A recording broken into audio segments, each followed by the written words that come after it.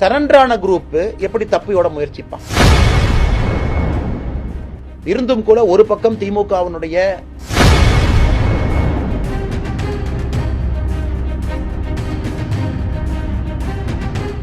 Armstrong வழக்கில் கைது செய்யப்பட்ட குற்றவாளி இன்று காலை என்கவுண்டர் செய்யப்பட்டது குறித்து பாஜக மாநில தலைவர் அண்ணாமலை செய்தியாளர் சந்திப்பில் பேசியுள்ளார். அவருடைய இல்லத்திற்கு சென்று விட்டு பத்திரிகையாளர் சந்திப்பு பண்ணும்போது பத்திரிகையாளர் கேட்டாங்க, இன்னைக்கு போலீஸ் ஸ்டேட்டா தமிழ்நாடு மாறிடுமா அப்படின்னு. அன்னைக்கே நம்ம சொன்னோம், திரும்ப இந்த ஒரு வாரம் கழிச்சு என்கவுண்டர் பண்ற வேலை இதுக்கெல்லாம் போகாதீங்க. குறிப்பா அந்த criminal conspiracy root of the case, யார் தவறு செஞ்சிருக்காங்களோ கண்டுபிடிச்சு நடவடிக்கை எடுத்து மொத்தமா இந்த கேங் எல்லாம் யாரெல்லாம் இருக்கிறாங்களோ சட்டப்படி நடவடிக்கை எடுங்க. நம்ம எதிர்பார்த்தது போலவே இன்னைக்கு காலையில என்கவுண்டர் அப்படிங்கிற ஒரு வார்த்தையை பயன்படுத்தி இருக்கிறாங்க. அதிலும் குறிப்பாக நம்முடைய முகநூல் பக்கத்துல கூட நாம் எழுதியிருக்கோம், ட்விட்டர் பக்கத்துல கூட எழுதியிருக்கோம். குறிப்பாக இந்த 3 முக்கிய குற்றவாளிகள் நீங்க பார்க்கலாம். அருள் என்பவர், கலை ஸ்ரீனிவாசன் என்பவர், சதீஷ் என்பவர், இந்த 3 குற்றவாளிகள் நீங்க பார்க்கலாம். இவர்கள் எல்லோருமே முக்கிய குற்றவாளிகள். குறிப்பா இன்னைக்கு தமிழக காவல்துறை வீடியோ வெளியிட்டு இருக்கிறாங்க. அந்த குற்றவாளிகள் வந்த அந்த வண்டி எத்தனை மணிக்கு வந்தாங்க, யார் வந்தாங்க எல்லாமே வெளியிட்டு இருக்கிறாங்க. அவசரமாக என்கவுண்டர் அப்படிங்கிற பேர்ல ஒரு மனிதனுடைய உயிரை படிக்க வேண்டிய அவசியம் என்ன?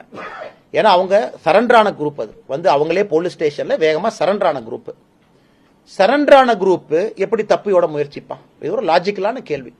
யாராவது காணாமல் போன ஒருத்தனை சுத்தி வளைச்சு பிடிச்சு அப்படிங்கிற என்கவுண்டர் தான் இதுவரைக்கும் பார்த்திருக்கோம் இந்திய அளவில்.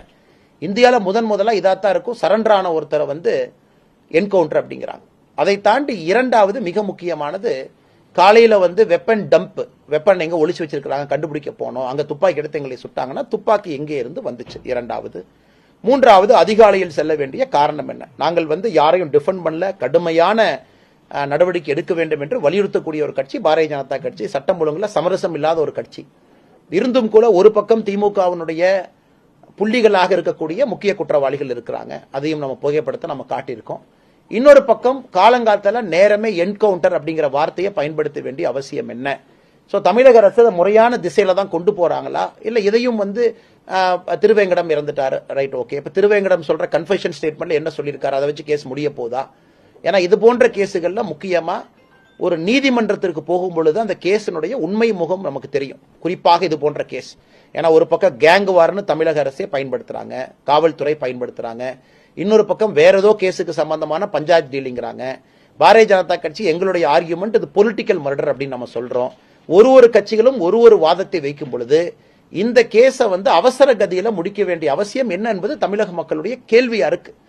அதனால இன்னைக்கு நாங்க வீடியோ ஃபுட்டேஜ் ரிலீஸ் பண்ணிட்டோம், அதை பண்ணிட்டோம் என்று சொல்வதை விட உண்மையாலும் இது என்ன நடந்துச்சு, பேக்ரவுண்ட் என்ன? முக்கிய குற்றவாளி நீங்க இல்ல, இன்னைக்கு முக்கிய குற்றவாளி நமக்கு தெரியும், சார்ஜ் ஷீட்ல சார்ஜ் அபேட் அப்படிங்கிற வார்த்தையை பயன்படுத்துவாங்க.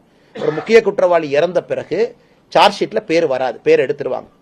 அப்ப முக்கிய குற்றவாளி ஒரு கொராபரேட்டிவ் எவிடன்ஸ் கொடுக்க முடியாது.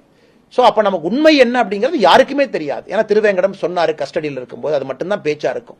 அதனால் தொடர்ந்து தமிழக அரசு உண்மையை மூடி மறைப்பதற்கு தான் முயல்றாங்களோ தவிர இதில் என்ன நடந்திருக்கு அப்படிங்கிற அந்த மர்மம் முடிச்சு அவிழ்ப்பதற்கு எந்த ஒரு காவல்துறையாக இருக்கட்டும், தமிழகத்தினுடைய முதலமைச்சராக இருக்கட்டும் இதுவரை வாய் திறக்காம இருக்கிறாங்க.